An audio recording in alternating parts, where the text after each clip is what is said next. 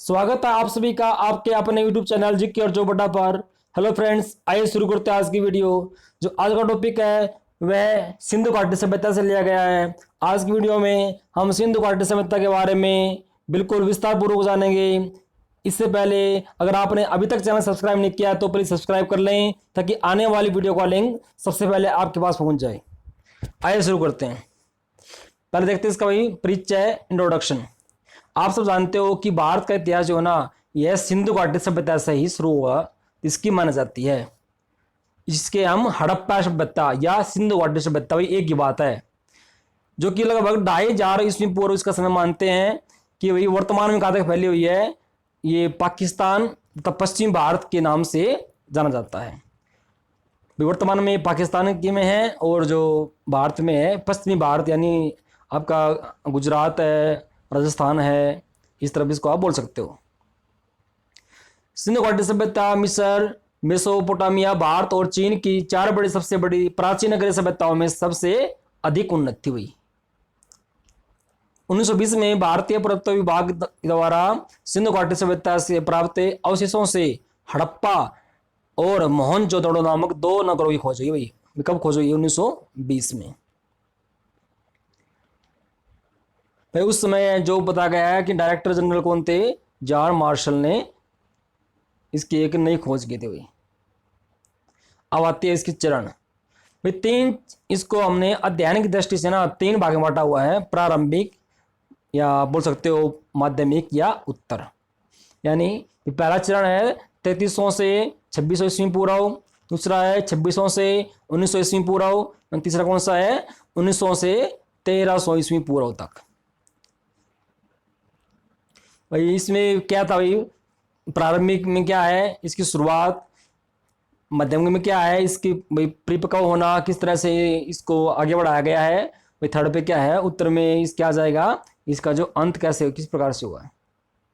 पहला देखिएगा, प्रारंभिक चरण हाकरा चरण से संबंधित है, जिससे घग्गर हाकरा नदी घाटी में चिन्हित किया गया है। हड़प्पाई लिपि का जो प्रथम उदाहरण कब मिला है? 3000 ईस्वी पूर्व के आसपास मिला है। जबकि एक सही मायने में तो वही सिंधु घाटी सभ्यता की लिपि सही तरह से नहीं पढ़ी गई थी। एवं भाई अब इसमें व्यापार विकसित हो चुका है। विकसित व्यापार के बारे में मटर, तिल, खजूर आदि खेती होती थी। और कोटडिजी नामक स्थान पर परिपक्व हड़प्पाई सभ्यता के चरण को प्रदर्शित करता है। भाई नेक्स्ट, 2600 ईस्वी पूर्व तक सिंधु घाटी सभ्यता अपना परिपक्व अवस्था में प्रवेश कर चुकी थी। भाई इस समय तक ये अपना जो परिपक्व है, अर्थात ये आप कह सकते हो अपने एक पूरे अंदाज में आ गई थी।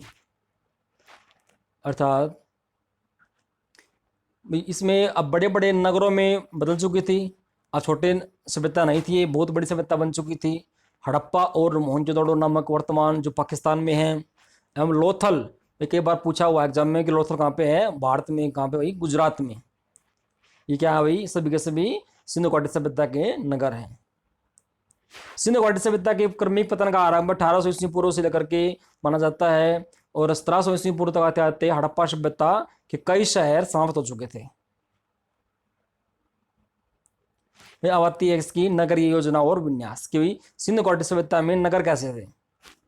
देखिएगा, सिंधु घाटी सभ्यता अपने हड़प्पाई जो सभ्यता है अपनी नगरीय योजना के लिए भी जानी गई है।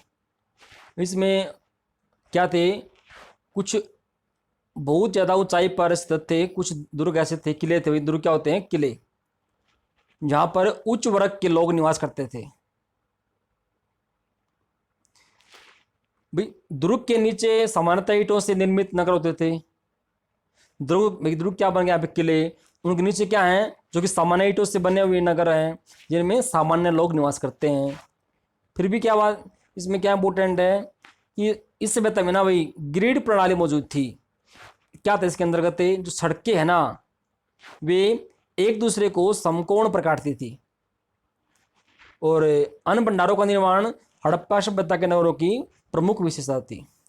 अर्थात जो अन्नों का भंडार किया गया है, उनको किस प्रकार से इनको स्टोर किया गया है, यह भी उनकी एक बहुत प्रमुख विशेषता रही है।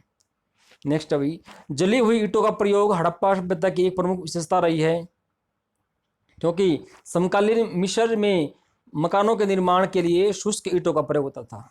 अर्थात इसका अर्थ क्या भाई, उसी समय के दौरान मिस्र में ना क्या था, यहाँ पे सूखी हुई ईंटों का प्रयोग होता था। लेकिन जो हड़प्पा सभ्यता है जो कि भारत पाकिस्तान में मौजूद रही है, इसमें क्या था भाई, इसमें जली हुई ईंटों का प्रयोग होता था। हड़प्पा सभ्यता में जल निकासी प्रणाली बहुत ही प्रभावी थी। अर्थात जो जल का निकास है वो किस तरह से था, हर छोटे बड़े घर के अंदर स्वयं का स्नान घर और आंगन होता था। फिर भाई कालीबंगा के बहुत से घरों में कुएं नहीं पाए जाते हैं। कुछ स्थान जैसे लोथल, धोलावीरा में संपूर्ण विन्यास मजबूत और नगर दीवारों द्वारा भागों में विभाजित थे। नेक्स्ट भाई अब आती है यहाँ पे फ्रेंड्स खेती, अर्थात वहाँ पे की जो एग्रीकल्चर है, कृषि है, वो कैसे थी। हड़प्पाई गांव मुख्यतः पलावन मैदानों के पास थे, जो कि गेहूं, जो सरसों, तिल, मसूर आदि का उत्पादन होता था।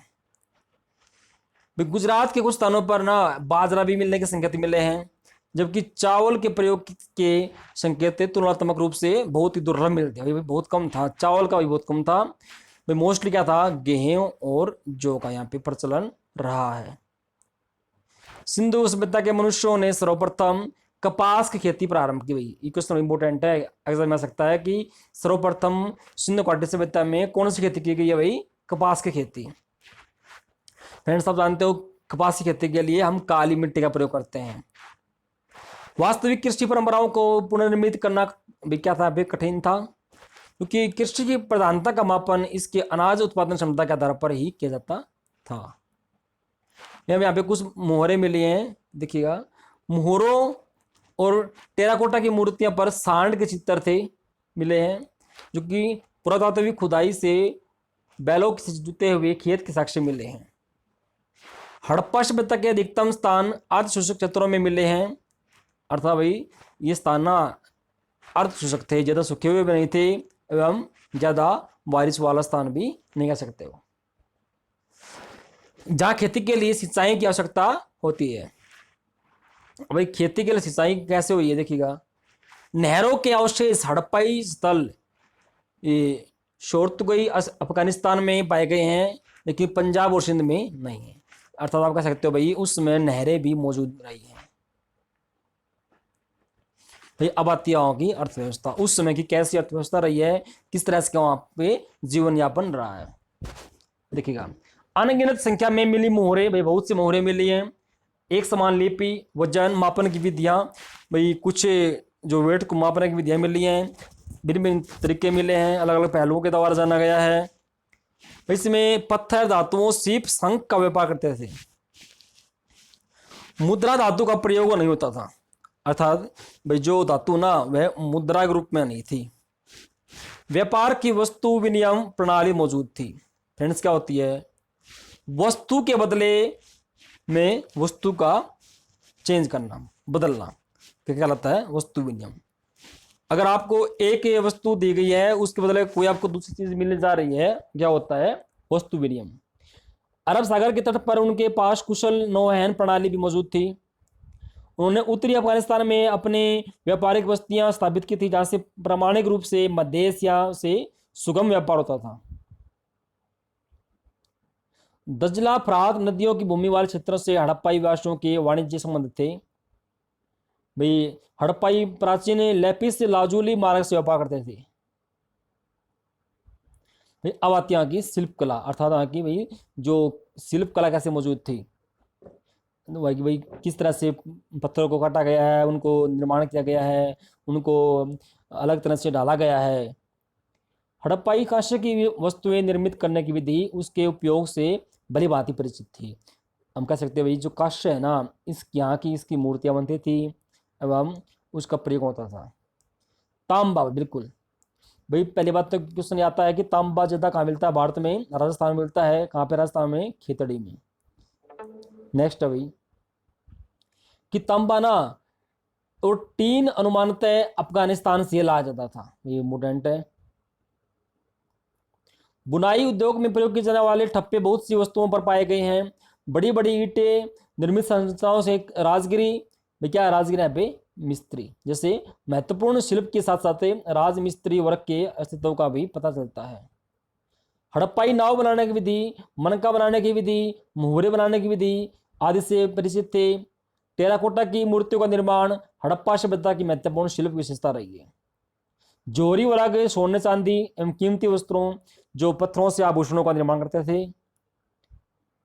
मिट्टी के बर्तन बनाने की विधि पूर्णतः प्रचलन में थी भाई, बिल्कुल भाई उस समय ना कोई स्टील के बर्तन ऐसे आप नहीं थे, कोई कांस्य के नहीं थे, कि वहां पे मिट्टी के बर्तन प्रचलित थे भाई, इनकी बहुत ज्यादा यहाँ पे विशेषता रही है।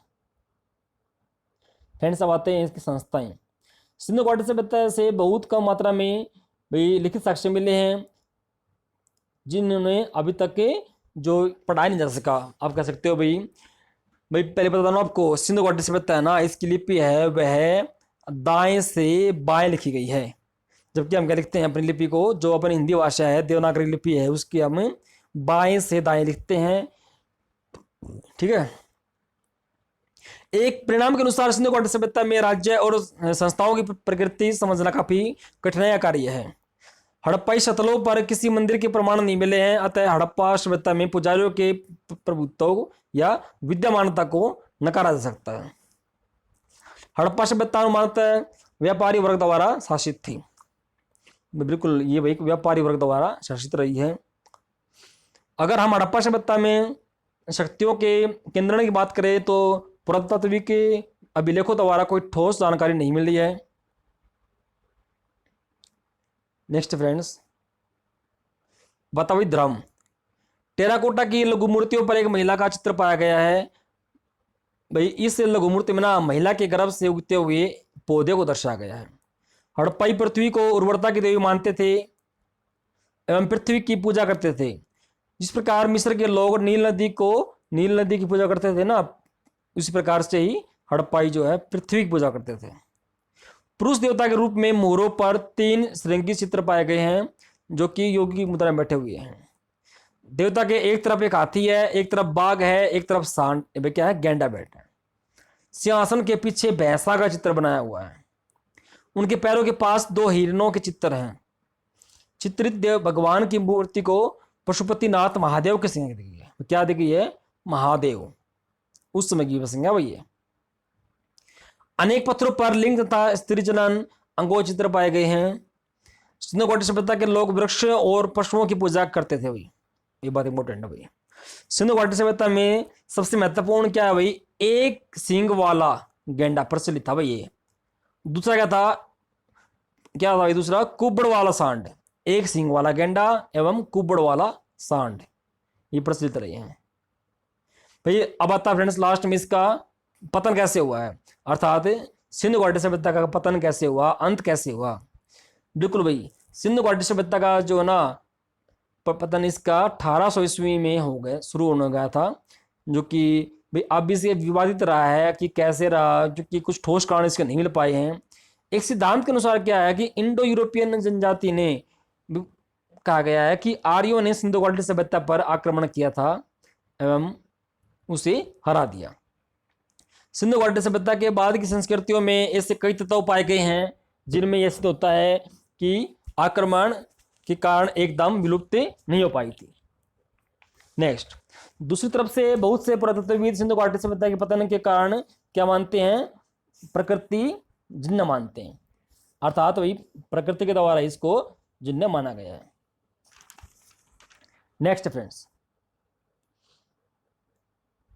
भैया अब कुछ ये जो सिंपल कह सकते हो कि जैसे भूकंप आया है, इस तरह के भी बहुत से कारण रहे हैं भाई। वार्षिक कारण अर्थात प्राकृतिक के कारण बहुत से इसमें रहे हैं, बदलाव आया गया है, नदियों ने बदलाव की लाया गया है इसमें, इसका इस प्रकार से इसका अंत हो गया है। फ्रेंड्स, इसमें जो क्वेश्चन इंपोर्टेंट थे यही थे। क्वेश्चन आता है कि सिंधु घाटी सभ्यता की खोज किसने की है? राम राय बहादुर दयाराम साहनी ने की है, ठीक है ना।